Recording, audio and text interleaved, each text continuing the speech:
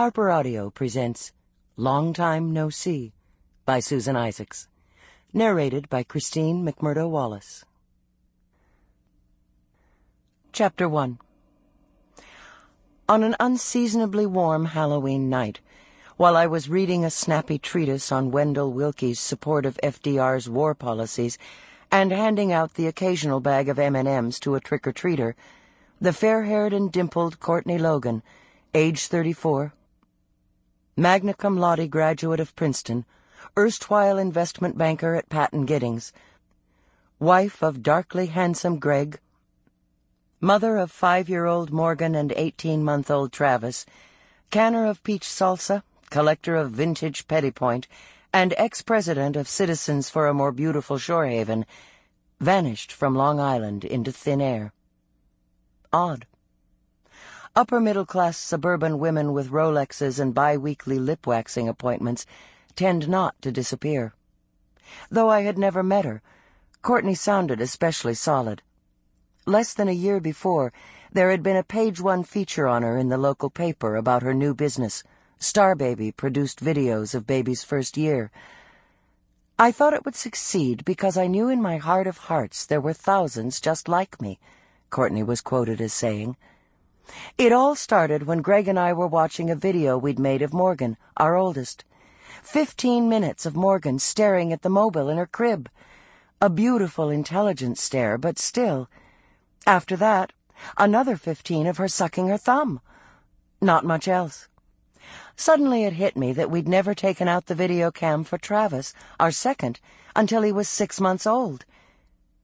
I've never been able to understand this generation's infatuation for using last names as first names. Admittedly, it's a certain kind of name. You don't see little Greenberg Johnsons gadding about in sailor suits. Anyhow, Courtney went on. I was so sad. And guilty. Look what we'd missed. That's when I thought it would be so great if a professional filmmaker could have shown up once a month and made a movie starring my son. Though not unmindful of the Shorehaven Beacon's aggressively perky style, I sensed Courtney Bryce Logan was responsible for at least half those exclamation points. Clearly she was one of those incorrigibly upbeat women I have never been able to comprehend, much less be. She'd left a thrilling, high-powered job in Manhattan. She'd traded in her brainy and hip investment banking colleagues for two tiny people bent on exploring the wonders inside their nostrils. And did even a single tear of regret slide down her cheek as she watched her children watching Sesame Street?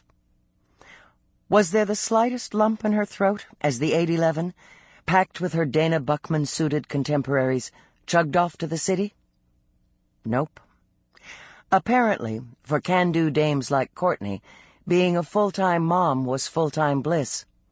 Ambivalence? Please. Retirement was merely a segue into a new career, motherhood, another chance to strut their stuff.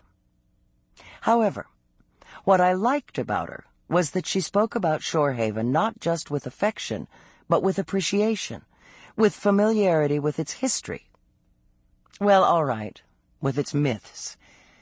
She mentioned to the reporter that one of the scenic backgrounds Star Baby used was our town dock.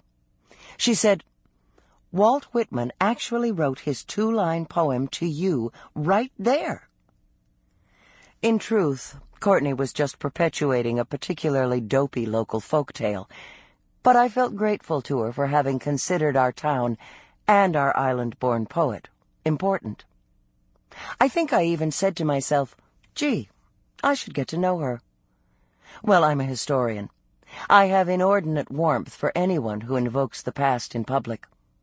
My working hours are spent at St. Elizabeth's College, mostly squandered in history department shriek-fests. I'm an adjunct professor at this alleged institution of higher learning.